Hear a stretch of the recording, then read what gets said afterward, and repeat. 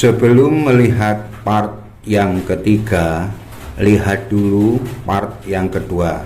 Tekan video part 2 di pojok kanan atas. Pertempuran semakin sengit. Kedua belah pihak tidak ada yang mau mengalah.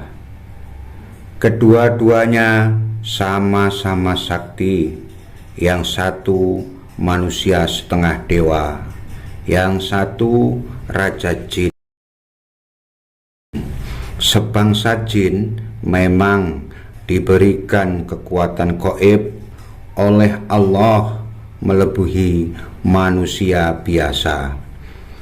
Sama-sama mengeluarkan ilmu kesaktiannya masing-masing, sehingga menimbulkan suara gaduh dan dentuman seperti gunung meletus, duar, dan juga menimbulkan percikan api seperti guncangan gempa bumi.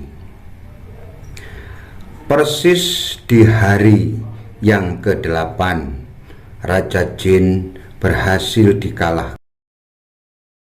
dikalahkannya Raja Jin itu, maka raja beserta rakyatnya dari keluarga jin tunduk dengan raja setengah dewa itu, atau rajanya para manusia di kota Saranjana.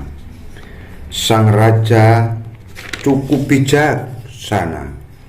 Raja Jin tetap menjadi raja di Saranjana dan diberikan keleluasaan untuk mengatur rakyatnya atau memimpin rakyatnya, dan mereka hidup berdampingan hingga sekarang, rukun dan damai. Bahkan perkawinan silang pun terjadi antara manusia dan jin di kota Saranjana hingga saat ini. Nah, pemirsa yang budiman, jadi dalam pagar gaib kota Saranjana atau kota yang diselimuti pagar gaib yang dikenal dengan dimensi lain, itu ada 3 ras yang hidup di situ. 1. Ras manusia biasa. 2. Bangsa jin. 3. Manusia siluman atau manusia halus. Penduduk sekitar situ menyebut dengan sebutan manusia halus. Kehidupan di kota Saranjana itu adalah kehidupan yang terjadi di dalam alam gaib atau alam kasat mata, atau bahasa modernnya disebut dimensi lain.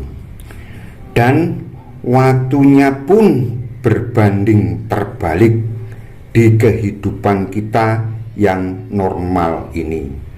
Siang, tapi di kehidupan kota Saranjana adalah malam. Dan waktunya pun berbeda jauh. Di dalam kota Saranjana baru 1 jam, tapi di kehidupan kita sudah 1 hari. Dan itu pun sudah terbukti ada penduduk yang hilang. Penduduk sekitar kota Saranjana yang berasal dari desa Oka-Oka sudah hilang selama 1 hari 1 malam dan ditemukan dalam keadaan tidak sadar. Nah, setelah sadar, orang tersebut bercerita bahwa beliaunya diajak ngobrol sama penduduk sana baru sebentar, kira-kira 1 jam lamanya. Padahal penduduk sekitar mengatakan bahwa orang tersebut sudah hilang 1 hari 1 malam. Orang tersebut mencari kayu bakar di daerah sekitaran kota Saranjana karena mungkin tidak pamit dan kepuhunan atau terkena sial. Bagaimanakah kehidupan masyarakat kota Saranjana pada saat ini, pemirsa? Sama seperti kita di alam nyata ini, juga karena di sana ada petani, tukang, pedagang, pegawai, tentara, dan ahli teknisi, dan yang lain-lainnya. Yang petani setiap harinya pergi ke kebun, menanam sayuran, padi, dan lain-lain. Tukang yang membangun rumah dan perkantoran. Yang pegawai ya pergi bertugas setiap hari. Yang teknisi juga kerja seperti biasa. Tentara yang menjaga keamanan kota. Masyarakat kota Saranjana sama seperti kita juga, hanya beda dimensi dan waktu. Di kota Saranjana itu, pemirsa, kota yang paling maju dan paling bersih sedunia. Bangunannya bagus-bagus, gedung-gedung pencakar langitnya banyak sekali. Penduduknya hampir tidak ada yang miskin. Jalan-jalan mulus semua, listrik, internet juga ada. Kita di sini kalah makmur, penduduknya sejahtera. Pembangunannya pun juga merata. Kenapa seperti itu, pemirsa? Karena kota Saranjana dipimpin oleh kepala negara yang jujur dan anti korupsi, dan pegawainya atau bawahannya tidak ada yang berani korupsi. Semua kekayaan negara hanya untuk kepentingan rakyatnya. Dan yang aneh lagi, pemirsa, di sana juga ada alat-alat berat yang digunakan untuk mengerjakan pembangunan kota tersebut.